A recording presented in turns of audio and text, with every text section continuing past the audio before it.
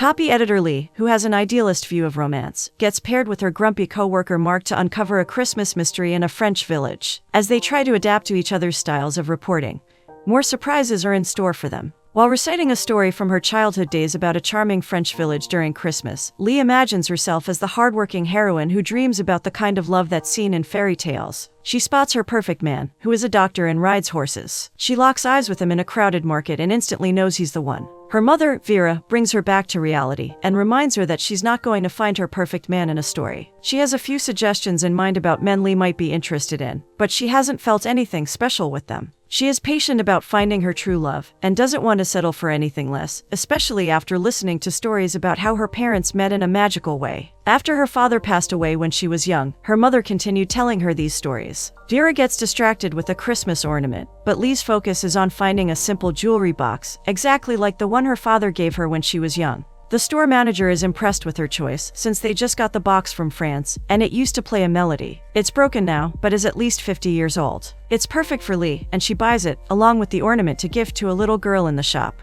At the Museum of Modern Art, reporters are covering the new Christmas exhibition, whose highlight is a painting from post-war France. Senior reporter Mark, who is with his photographer Brian, doesn't understand the appeal of the painting. Brian explains that the mystery around the unknown artist and the identity of the woman in the painting raises many questions and suggests a romantic story. For Mark, they're simply wasting their time when they could be focusing on more important stories. While watching the news about the painting, Lee sits with her jewelry box and notices some similarities. Nothing is known about the artist, but the painting is named Ma Fleur, which translates to my flower. Curiously, there's a flower on her box, inside which she finds a diary addressed to Ma Fleur, with a drawing that seems very similar to the painting. At the Denver Post, she discusses Marche de Noël, or a Christmas market, with Brian, which keep popping up in European towns. She shows him the journal about finding true love in such a market, in the French village of Petit Marchand. Brian notices the similarities in the painting with the drawing, and the F in the journal matches the signature of the mystery artist. F claims to have fallen in love with Ma Fleur on the first night of the Christmas market.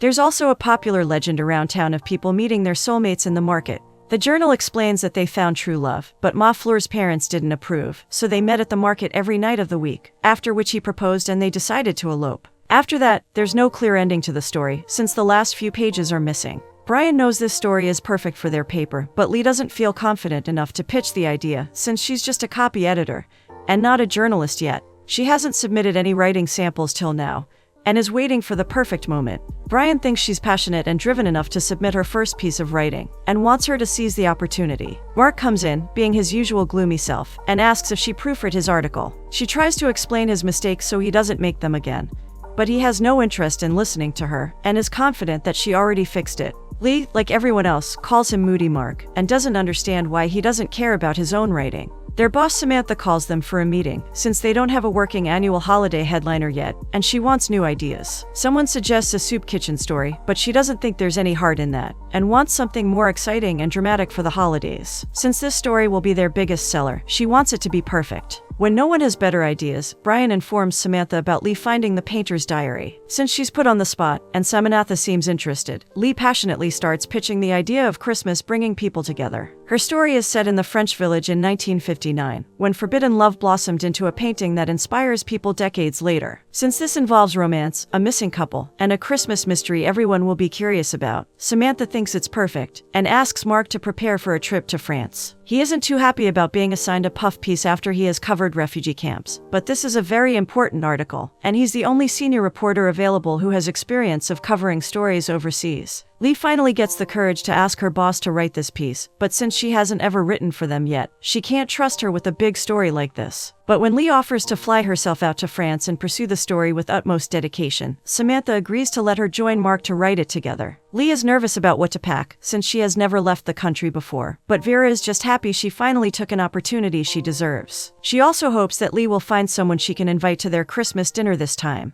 As Mark prepares to leave, his dog Buddy seems upset, but he assures him that their neighbor Emma will take very good care of him. On a train in France, while Lee is focusing on a well-planned strategy of how they can approach the story, Mark just wants to get enough sleep. He thinks she's approaching this from a fresh perspective, and from his experience, not having such a detailed plan works better. He also thinks getting enough sleep is important since they're jet-lagged, and knows she didn't get any on the plane since she was too excited. He prefers to first search online and then find locals in town who might know something about the couple. She has her own approach, but is confused about how F hid notes for Ma Fleur under loose stones behind leg lace, which she thinks means ice. Mark thinks it means ice cream, since that makes a lot more sense to him. They reach Petit Marchand, which is blooming with Christmas decorations that seem too much to Mark. He is sure there's no way F and Ma Fleur are still together, and since Lee can't handle this much negativity, she suggests they can split and do research on the story in their own ways. He agrees and heads to the bed and breakfast hotel, where he meets the owner of the inn, Camille, and Sophie. Using her dictionary for translation, Lee enjoys hot chocolate and chestnuts, and thinks Mark is missing out on a lot. A sleepy Mark is woken up by Sophie for some treats. She wants to strike up a conversation, since she wants to be a reporter when she grows up. Intent on not being disturbed, he assigns her a mission of informing him about something important only a long time after he wakes up. Lee asks a local about the Hall of Records, but learns that it burned down in 1977. Sophie wakes up Mark before time again, since she's concerned about Lee not checking into the hotel yet. Lee has started bumping into people, and everything looks hazy to her. He comes to her rescue right on time, and takes her to the inn so she can get a proper sleep. Vera wonders if she has found her perfect doctor, and thinks Mark is very handsome when she spots him from behind her. She cuts the call, but not before he has a reason to tease her about wanting to find a doctor. Sophie asks them to start leaving some gifts for the gnomes at night, so they don't play tricks on them. When Lee shares what she found about the Hall of Records, Mark already knows, since he checked it online and found that nothing is archived regionally. She admits splitting up to find clues is not the best idea, and asks for his help as an experienced reporter. He respects how much courage it took for her to admit this, and starts giving her tips about how to work on the story. He thinks they should start by finding the woodworker who made her music box, and takes her to the closest shop. They show the box to Bernard, who doesn't recognize it, but is impressed by the craftsmanship. He knows the symbol on the box belongs to the woodworker, but doesn't know anything about the couple they are searching for. He has heard about the legend of the Christmas market, but hasn't been lucky in love yet. Lee is sure the legend is true, but Mark just thinks something like this brings in good tourism. They run around town asking people questions, but don't get any possible leads. When they have exhausted their options, she suggests they can try her strategy and recreate everything the couple did according to the journal, to find some answers. He agrees to go along with whatever she has planned, and they start with the time F was dancing with his friends on the first night, and accidentally knocked a candied apple out of Ma Fleur's hand. Lee buys one for herself, and since Mark is only familiar with ballroom dancing, he tries to do some steps and knocks the apple out of her hand, thereby scaring a local in the process. After they met, the couple went for a walk to know each other, and shared their first kiss in front of the big tree. While all this seems magical to her, she notices how grumpy he gets every time anything related to Christmas comes up. She decides to turn it around for him, and asks him to dip her in front of the tree where the couple kissed. When she gets up, she notices the symbol from the box on one of the stands. Excited that her strategy led them to a lead, she decides to talk to the man handling the stand. He mistakes them for a couple, and offers to make a personalized cookie for them. Lee clarifies they're not a couple and gets right into asking questions about the article. When he makes excuses about being very busy, Mark understands that he wants to sell things, and asks for a cookie so they can ask him questions. This works, since they learn the bakery has been functional since the Second World War when his grandfather built the stand. But when they ask about the symbol, he claims to be busy again. Mark and Lee keep buying things just to learn more about the symbol. They find out that the symbol was his grandfather's trademark, who also carved the recipients' names on everything he made for them, but he didn't keep any sales records. When they're done, Mark recalls a story from his childhood his mom used to read to him, which is the same one with the doctor Lee is obsessed with. That night, she hangs the cookie for Sophie on the tree, and leaves something outside her door for the gnomes. In the morning, Lee has already done some research on the box and found the name of the woman engraved on it, Ava Auclair. She knows that no Auclairs are living in the town currently, but she managed to find a picture of her from 1955. As they discuss where Ava could be standing, Sophie recognizes the place as one of the town homes by the cathedral. With this helpful lead, Lee enjoys her croissant, but Mark gets salt in his coffee. It's clear from Sophie's giggles that she's happy to play tricks on him in the guise of the gnomes, for not leaving a gift last night. Mark and Lee have checked all houses on the street, but they're not able to identify the one Ava was standing in front of. According to the journal, the couple rode a horse-drawn carriage on their second day to see the lights, which could work for them. They get on a trolley, where she decides to practice her princess wave. Her mom wanted her to be a homecoming queen, but she ended up doing Model UN, which is also what Mark did. He gave a speech on nuclear non-proliferation, which was also her subject, and they find out that they are similar kind of nerds. She thinks this ride would be more romantic with her doctor instead of Mark. Since her father passed away when she was a child, leaving her as the eldest of 5 children to take care of everyone, she started believing in true love because of the way her mom describes him. She wants to get her happy ending, because they couldn't. Mark was also in love once, but she didn't want a huge family like him, so it didn't work out. While they're talking, he asks for the trolley to be stopped because he has spotted the door. They meet Marguerite, but she is too busy to answer their questions, as she has to wrap presents for her nieces and nephews. Lee offers to help her with the gifts, so she agrees to talk to them. Marguerite's family bought the townhome from the Auclair family a very long time ago, when she wasn't even born. She just knows they used to own the ice cream shop, La Glacier. Mark is excited he got the ice cream part right, and asks to look around the house. The Auclairs haven't left anything behind, according to Marguerite, and she also doesn't believe in the legend of finding true love in the Christmas market, since she hasn't found hers. Lee thinks she shouldn't give up yet, but Mark steps in to apologize for her idealistic views on romance. Marguerite is a romantic too, and shows them a model of the house she lived in, with a bridge that is of the wrong size. Mark gets an idea and knows someone who can help her with it. After setting her up with Bernard, he asks Lee what F and Ma Fleur did next, according to the journal, since her strategy seems to be working for them. She thinks it's sweet he set Marguerite up with Bernard, even if he doesn't want to take the credit. He jokes about her positivity rubbing off on him, but explains that he got into journalism to help people. He started calling himself Moody Mark so people would leave him alone and let him write. He has done many important stories about people that moved him emotionally, which is why he never felt he could do small talk when he came back to the office. Letting people think he's moody helped them stay away from him. They decide to dance on the streets like the couple did, and Lee understands why doing a puff piece like this one might not seem important to Mark. But she feels beautiful stories like this one have always kept her going when she was young, and read such stories from the Post for her siblings. She always dreamt of having her name next to one of these feel-good stories. His parents got divorced when he was young, so he doesn't know what a big family Christmas looks like. Since Lee is hosting this year, she invites him over for hers, if he wants to. Back at the inn, Lee announces that she's leaving a gift for the gnomes before heading in for the night. He sits by the fireplace and smiles when Sophie spots him and thinks something is wrong with his face. She wants to be a reporter because she likes to know more about things and ask questions. She reminds Mark of himself when he was young, and he advises her to keep asking questions till she gets to the bottom of the story. She thanks him for getting her a personalized cookie, but he doesn't want to take the credit. Lee is panicking about Samantha's email asking for an update on the story, but Mark assures her that she does that with every article. He thinks they're on track and should be fine. She gets a chocolate croissant he ordered for her, but he doesn't want anything, since he doesn't want the gnomes to play tricks on him. She forces him to try a bite of the croissant, which he ends up loving. When they decide to leave for work, Sophie is heard giggling, since his laces are tied together. As they head towards the ice cream shop the Auclairs used to own, a child on the street points to Mark and calls him something in French. They meet the owners, Vivian and Pierre, and ask for hot chocolate and a word with them. Vivian only remembers that the Auclairs were nice people, and they moved away from Petit Marchand. She doesn't remember Ava, but Pierre recalls the time when they were newly married and bought the shop. For them, the legend of the town is true, since they always knew each other in school, but only fell in love at the Christmas market. He was a quiet child and she was wild, but she saw him differently for the first time at the market and fell in love. Mark still doesn't believe there's any magic in the market, and thinks of it as more of a placebo effect. Before leaving, he also asks about a loose stone below La Glace, but they have no idea. They find a poster of Le Père Fouettard, an old and grumpy man who whips naughty children. Even if kids on the street keep calling him that, Mark refuses to believe he looks like anything like him. But when Lee makes him try on the coat and feels like he surely gives off that vibe, more children confirm their suspicions when they start kicking him and calling him by that name again.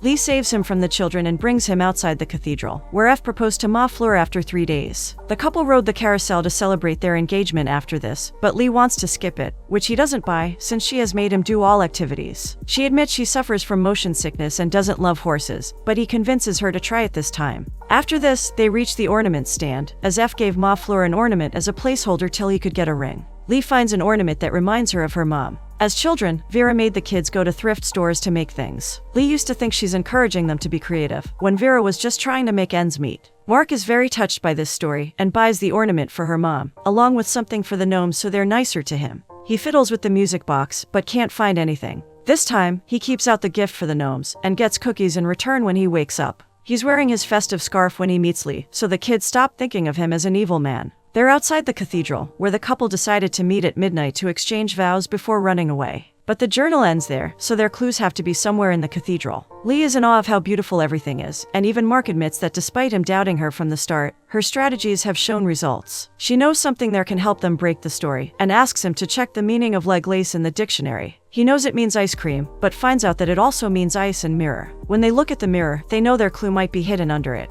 As Mark tries to snoop, someone checks up on them, so Lee takes him aside for buying some time. She tries asking basic questions about nativity so Mark can get the missing pages of the journal. He finds the pages, which mention that Ma Fleur never showed up that night, even if F waited for hours, and she broke his heart. Mark knows this will break Lee's heart, so when she asks if he found something, he claims it was empty. She still thinks they can find some other clue in the next few hours, but they don't have much time before their deadline, so Mark decides to head back to the inn. Lee stops by Marguerite's house to look through some boxes of the Auclair family from the attic. Mark discusses his disappointment with Sophie, and shares that he won't be able to write the happy ending they planned. He knows if it had a better ending, Lee would have written the story really well. Meanwhile, Lee finds some pictures in the box from 1960, which show Ava getting married to someone. When she comes back to Mark, he's struggling with the ending, but she's still excited. Because she thinks the name Philip on the photo could be their F. Mark tries to explain that the guy is wearing a British Army uniform, and their F guy is supposed to be French. He doesn't understand why she can't be more realistic about this situation, and accept that it wasn't practical for two teenagers at that time to just run away. Since Lee is determined about finding a contact in London, Mark finally admits that he lied to her about the pages, and shows her the missing ones from the journal. Lee is offended that he lied to her, and didn't think that she could take the truth as a journalist. She also thinks he's being manipulative, and seems very disturbed. Mark uses his authority as a senior reporter to declare that since they didn't find anything, they need to head back to their office. He asks her to always expect the worst as a journalist, since that's how it usually works for him.